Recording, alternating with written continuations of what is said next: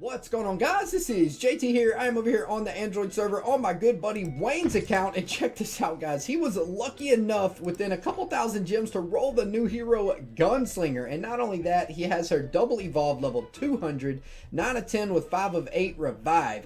Now before I do some gameplay on her, let's go ahead and read her skill and see what it does, because I haven't even got to read this skill since the Taiwan server, which I don't even know how much of that was correct. So we got deals 480% attack damage to a random enemy target and reduces its healing received by 85%. That is a pretty hefty amount of reduced healing. Hero takes 80% less damage. Are you serious? 80%. So that's like an overpowered stone skin on this hero as well. Nice. And she summons a Warflyer for 12 seconds. So those Warflyers last 12 seconds. The cooldown on them is 3 seconds. So that means you can get 4 total Warflyers up at once. This hero gains 25 energy every second. The Warflyer's skill targets the enemy with the least HP, inflicting coma for one. So the freaking Warflyer's stun as well. That's crazy. Inflicting coma for 1 second and dealing a total of 300% Warflyer attack damage to all enemy targets in that area. Wow, so they have AoE also. Warflyer is elusive, which means she's invisible, or they're invisible, kind of like the like Ronin is, and has level 5 scatter. Oh my gosh, those Warflyers have level 5 scatter. So if 4 of those are up, that is what, 25 scatter on each one. So that's 100% reduced energy if all 4 of them are attacking the same target at all times, which is crazy. In defense battles, Warflyer ignores hero base range, which we already knew because we tested it out in HBM, and that is where this hero is going to shine the most, is in HBMs and in game modes where, you know, she's far apart from her enemies. The further she is apart, the more damage she's going to do, because those Warflyers are just going to stack up on you and absolutely rape you. So she's going to be crazy good in team dungeons and team here be monsters for sure. So let's go ahead and bring her into the dungeons. I know she's going to be good in dungeons. Now, I don't want to do too hard of a dungeon just because I don't want her to die right away. So we're just going to bring her to Expert Dungeon 8, 10 of 10. It's a dungeon with like all those things in the middle, the big dragon and everything else. I'm just going to drop her, see how much damage she does to the towers and whatnot, how much damage those choppers do, or Warflyers do, and see how quick they take stuff out. I'm really curious. And she also has the reduction of 80%. Look how much damage she is sitting there taking from all these towers because of that damage reduction. That is freaking intense, man.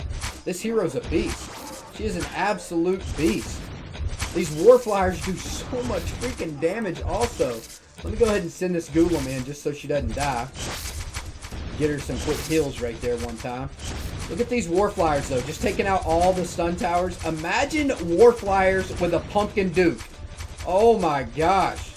Dude, these Warflyers with Pumpkin Duke stacks are gonna be just freaking nutty in dungeons.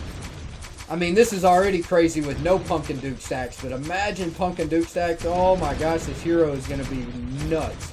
We'll go ahead and end this battle before something dies. So you guys get the idea in dungeons. She's going to be absolutely ownage in dungeons. Her plus Anubis. Oh my gosh, that combo is just going to be sick. Actually, I believe he has Insane Dungeon 7 unlocked. I wanted to just take a quick look at what Insane Dungeon 7 even looked like, because I hadn't even seen it. What do we got here? Oh my gosh, we got a ton of Dracaxes, Demogorgons, and Arctica is the first things I see. A bunch of Lil Nicks too. Oh my god. Why are there that many Lil Nicks? How are we even going to move? All these silence pets? And also the Celestian pet that removes a freaking buff. Oh my gosh. So PD. Oh man. PD's not going to be able to stack. It's going to remove the Cupid buff. That's crazy. So PD actually might not even be used in this dungeon specifically. Look at all the Ronins. I didn't even see those. We got Ronins everywhere in this base. Just going invisible as well. And what is it going to take to smash this dungeon right here? It's going to be a difficult one, that is for sure, because even the healing's going to be reduced by an insane amount with all these Dracaxes. You're constantly going to be stunned with the little Nicks, and they got a couple Michaels in the base as well for some Archangel damage. This is going to be fun. I need to roll some of these new heroes, that way these dungeons aren't as hard and I can just fly right through them. I don't feel like taking 1 year on freaking dungeons. That's never any fun. Dungeons are so freaking time consuming if you can't fly through them. So let's see, what other game modes can we try this new hero in? I guess we could raid a couple people's bases and then try her in arena. Yeah, let's go ahead and do that. She's not really going to be that great, I wouldn't think, for Guild Wars offense and Radiant offense, just because she's going to deal so much damage that she's going to be, those choppers going to be dealing so much damage to all these buildings that it's just going to up the percentage way too fast, way too quick. But she's obviously going to be super strong in Guild Wars defense.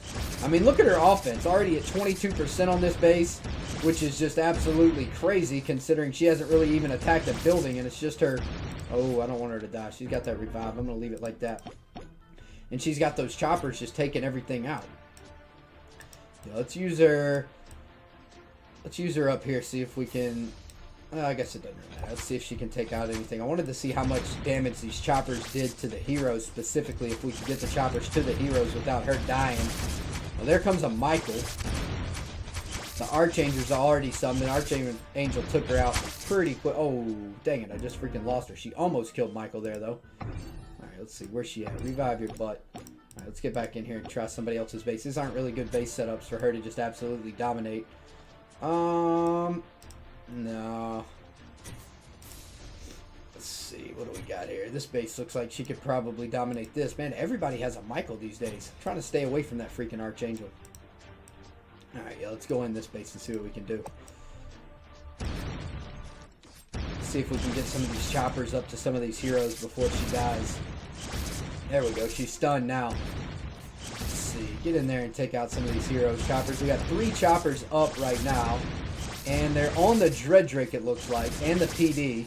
So they're attacking the Dreadrake right now, dealing decent damage. I mean, not bad. I mean, overall, they do decent amount of damage on offense, but really this is going to be a defensive hero. Sorry about that interruption, guys. Got an important phone call. Last but not least, I wanted to take her into Arena to see if her choppers could dominate the other team from the other side of the map. So I'm just going to choose some quick teams right here. Go ahead and toss in a Dreadrake. Where's GunSlinger at? There's an Anubis. We'll toss in a Ronin and a GunSlinger, and why not? We'll toss in a Lil Nick as well. So let's go ahead and challenge this guy right here. We'll send up top. That way we can try to avoid all the other teams. And it gives, you know, you don't really want to go heads up, especially with GunSlinger. I don't really see her being too good of a heads up hero. But from ranged in Arena, she's going to be freaking beast because these choppers are about to... Oh, of course he's up top. All right, let me go down low. What are the odds of him being up top? I don't really care to win an Arena or not. I just want to see GunSlinger absolutely smoke this guy from a range. So let's see. Where are the choppers? Does she not create choppers in Arena? Oh, what? Oh, that's lame, man. The choppers just attack your own crystals. They don't go after her heroes. That proc does, though.